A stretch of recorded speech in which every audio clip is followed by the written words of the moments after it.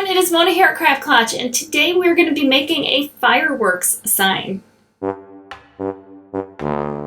For this project I'm using this unfinished tray, and I've used a tray like this before in a couple of different projects, and I really like it. I like that it's square. I like that it's recessed so that you can hang it up right away, and if you wanted to put lights on it, and we're not going to for this particular project, but you could tuck the battery pack right back here, which I did on a Christmas one. And I'll have that link down in the description below so you can see how I added lights. But for this one, we are going to do a 4th of July project. I'm going to use my Cricut for this. You could cut out a design. You could use stickers. I happen to be doing it with my Cricut. So my vision is a big firework, and then it'll just say 4th of July over here. But the fireworks are going to actually, hopefully, overlap the 4th of July, and the fireworks are going to be a different color than the 4th of July. I haven't done that before, so I wanted to give it a try. So I'm just going to use my silver acrylic paint and go over the whole thing. More than likely, I'll be doing 2 coats because it'll soak in pretty nicely.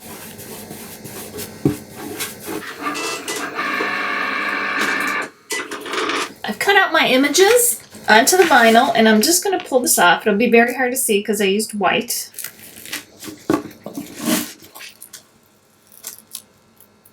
So here it says 4th of July, and now here is our big fireworks.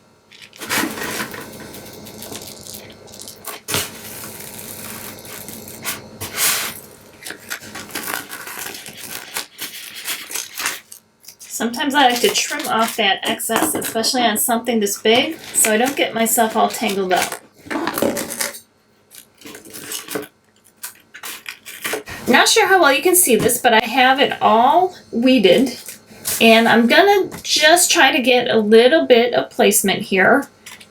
So I have an idea. I'm gonna have 4th of July over in the corner here, and the rest of it is gonna be the fireworks burst. So I think I like it that way. And I'm going to try to just figure out where the middle of this is roughly. So it doesn't have to be exact. And I'm just going to lay this right here as a little marker for me. I'm going to take a little bit of gold acrylic paint, put it on a stencil brush, get most of it off. Now I know roughly this is where the center of that firework burst is going to be, right there. And I'm going to just go around a little bit.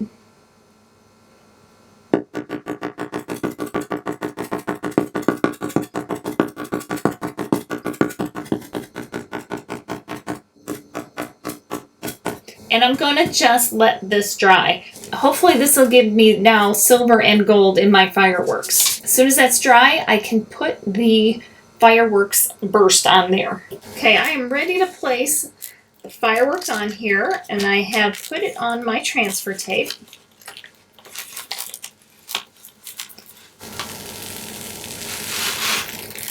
Now I can see where the gold is on here, and I can see through my transfer tape.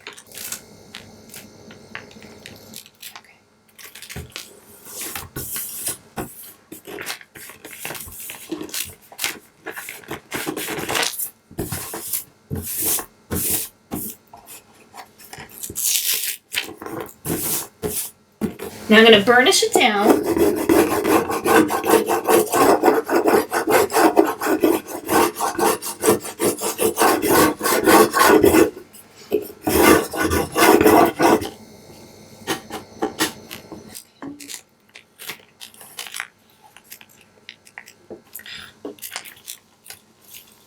I have this on here, and I have burnished it down.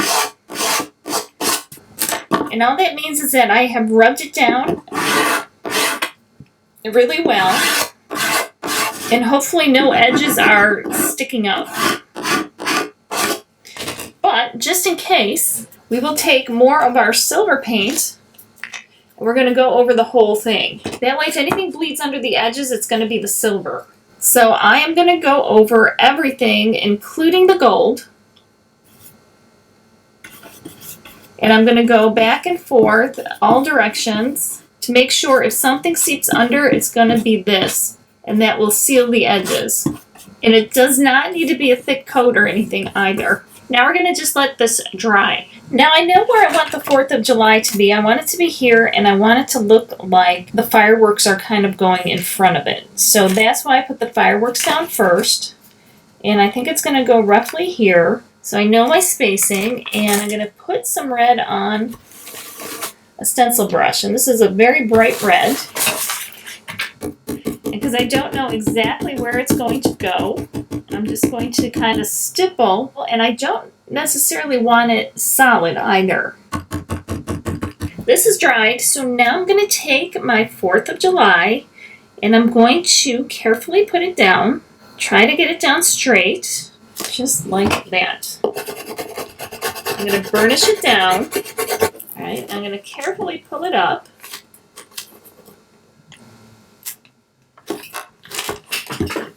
Okay, I'm going to burnish down the edges just like I did on the fireworks. I'm going to take my brush again, dipped into the red paint, and just go over it. But I am going to want to do a little bit of back and forth, up and down, left and right, just to ensure that those edges are sealed. And then we're going to let all of this dry again. This is dry enough, and now what I was thinking is I wanted a navy blue, but I didn't happen to have any navy blue paint, but I do have black, and I do have various blues. So I'm just going to kind of mix them together and create my own blue to cover this. So I'm just dipping my brush into both of the colors. I'm going to start over here.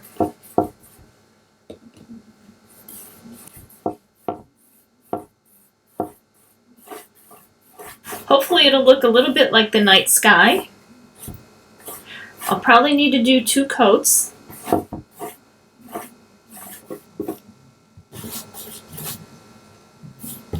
This is dried, and I'm removing the vinyl.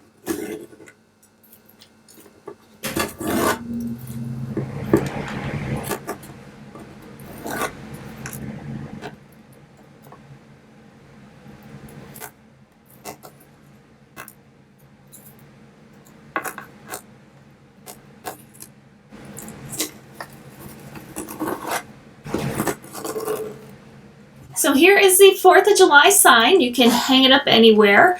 I could have gone with more blue rather than black on here, but I like the way there's a lot of contrast between the fireworks and the background. And I've got a little bit of that gold in the middle, so it's not just all silver. And then I've got the 4th of July here. It's a pretty simple design, but it gets the job done. Remember, I didn't paint this. You could paint it, but it's ready to hang because it's the tray. You could just hang it right on the lip. It's very lightweight. And remember, you can always add lights. I didn't do that here just because these are pretty fine, and I didn't want any chunky lights sticking out of the fine points of the fireworks. So be sure to let me know what you think of it down in the comments below. And remember, if you don't have a Cricut, doesn't mean you can't do something like this. If you can find fireworks stickers, you can do that. You can cut a design out of contact paper and do that. Or you can also find a stencil and do it that way. I hope you guys like the fireworks sign, and I hope you give it a try. It's a quick and easy craft, and you can do something similar and have a cool decoration for the 4th of July. Thanks, guys, for being here. I hope you have the best holiday. And remember, life is too short not to shimmer, so grab your glue gun and your glitter. Stay safe. Bye, guys.